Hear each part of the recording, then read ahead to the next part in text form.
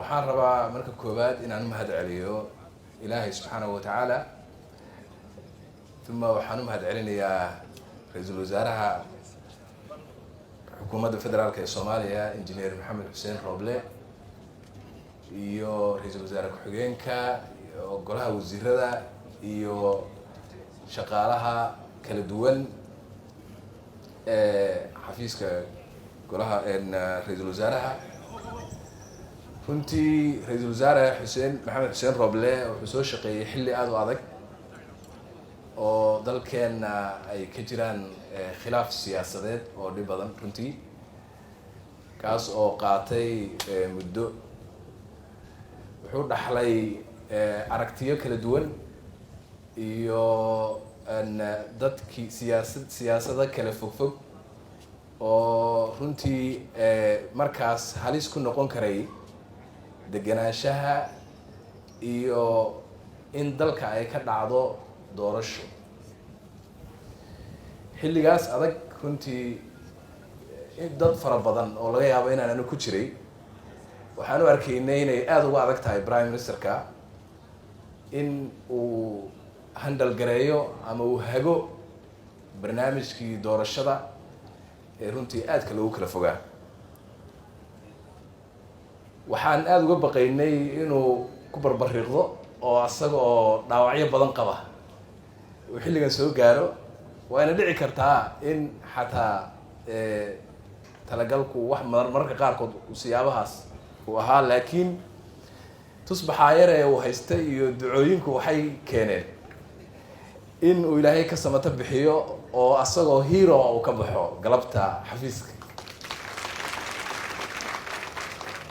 marka waxaan aaminsanahay in uu mukhlis ahaa oo ikhlaas iyo allabari iyo dadaal inuu uga soo gudbay marxaladaas dhibka badan ee qodxaha badnayd ee runtii aan aada uga wada cabsanayna kulligeen.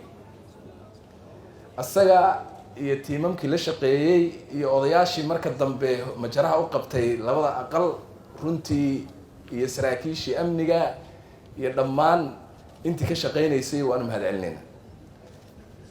waxaad dalka kasoo gudbiseen marxalad aada u adag oo xusuus runtii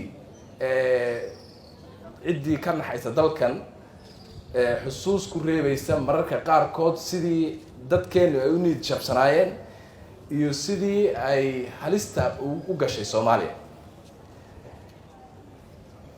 waxaa la yidhaahdaa dadka Soomaalidu ma xusuus badna, markuu wuxuu saa u dhammaado dadku waa isku wada midoon.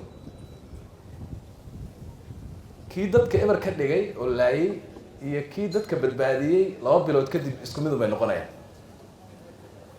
adduunkana sidaas kama jirto. qofku wuxuu leeyahay sijilli iyo document lagu yaqaano leeyahay qofku iyo record. waxaan rajaynayaa mudan ra-iisul wasaare in markan Soomaalidu xusuusteedu ay yar dheeraan doonto oo loo xusuusnaan doono. waxaan ballan qaadaynaa xukuumaddan intay jirto in aan dadka ku xusuusino marar badan, siyaabo kala duwan inaan dadka kusoo hor istaajino, siyaabo kala duwan iyo munaasabado kala duwanna inaan kaaga xusno. marka aada iyo aad baan kaaga mahad celinayaa. mahaddaas runtii waxaan u celinayaa ra-iisul wasaareyaashii hore ee dalka. haddaan kooyay sheekadu ma aha. waxaan waa cumulative iyo waxyaabo laysoo kor saarsaaray oo ninba maalinba meel kasoo qaadayo, ninba maalin keenayo. kuwaa meeshan soo galay iyada oo aan sidan ahayn iyo si ku dhow oo la wada degan yahay oo burbursan tahay oo aan kuraas oolin oo ayna dawlada ka jirin. waxbay ku bilaabeen, meel bay soo gaarsiiyeen, waanu mahad celinaynaa. kuwaa kasii horreeya oo Talyaani ka bedelayba oo Soomaali ka dhigay, waan u mahad celinaynaa. qof kasta oo waddankan soo xukumay, especially prime ministeradii kala duwanaa ee naga horreeyey, kii qaada kusoo daray iyo kii kursi kusoo daray iyo kii xaashi kusoo daray, intaba waxaan leenahay waad mahadsantihiin. intii dhimatay allah u naxariisto, inta noolla guul, cibaado iyo caafimaad baan u rajaynaa.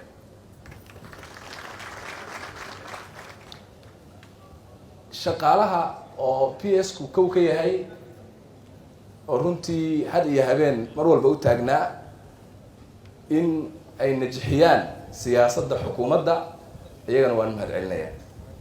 golaha wasiirada oo runtii dadaal badan galay oo qof waliba meesha uu joogay kasoo shaqeeyey waan mahad celinayaa. shacabka Soomaaliyeed oo runtii ku aaminay oo kula shaqeeyeyna waan mahad celinayaa. wasiirkii hadlay saaxiibkay ahaa wasiirka diinta iyo awqaafta uu mahadsan yahay. wax kasta oo fiican oo wanaagsan oo la sameeyey oo ra'iisul wasaaraha iyo xukuumaddiisu sameeyeen waan uga mahad celinaynaa, waxna waan kusii dhisaynaa, halkaasaan kasii bilaabayna. waxaas fiican ee meeshaas laga sii bilaabayo wasiirku ka mid yahay. hadduu fiican yahay waxaas fiican buu ka mid yahay. haddii uu kursi jaban yahayna kursiga waa la bedelaya.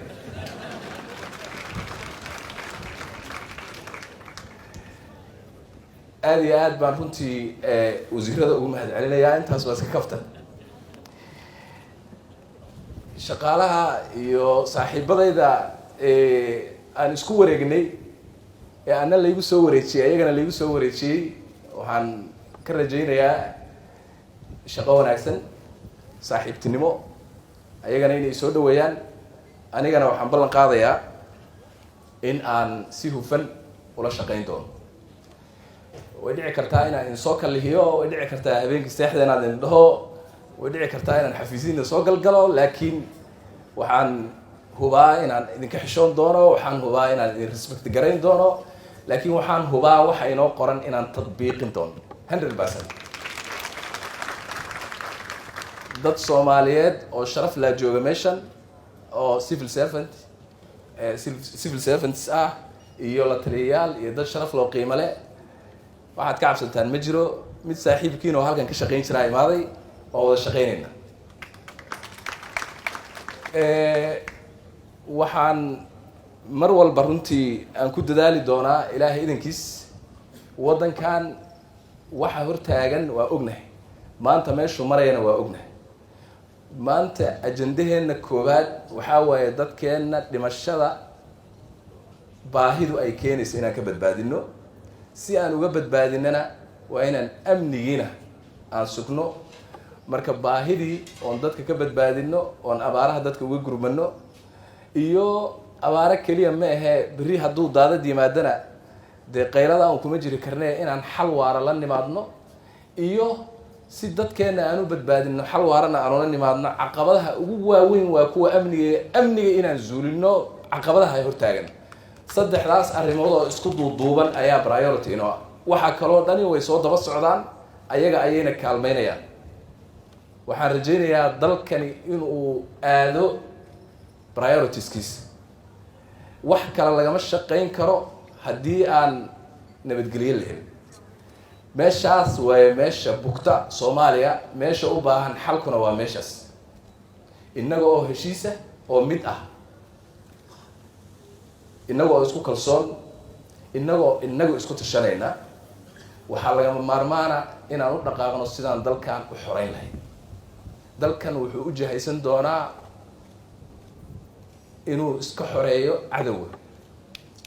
waxaan rajaynayaa in loo diyaar garoobo. wasaaradda awqaafta sheekhu hadda wasiirka xil baa saaran.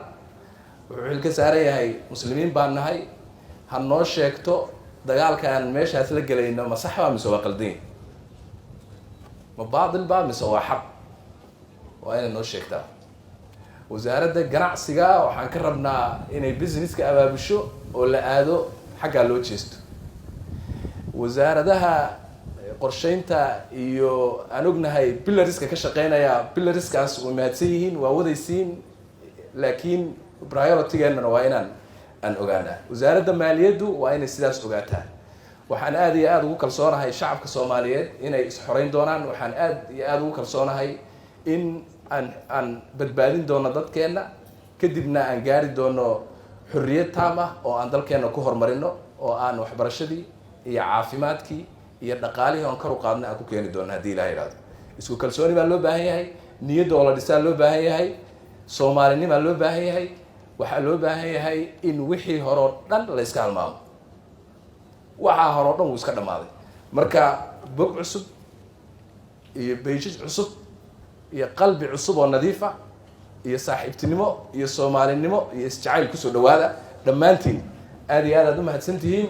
waxaanan mar labaad runtii u mahad celinayaa dadka kasoo qabanqaabiyey iyo inta soo xaadirtay oo ugu horeeyo ra-iisul wasaaraha iyo guddoomiyeyaasha labada aqal. waad mahadsantihiin. asalaamu calaykum waraxmatullahi wabarakatu.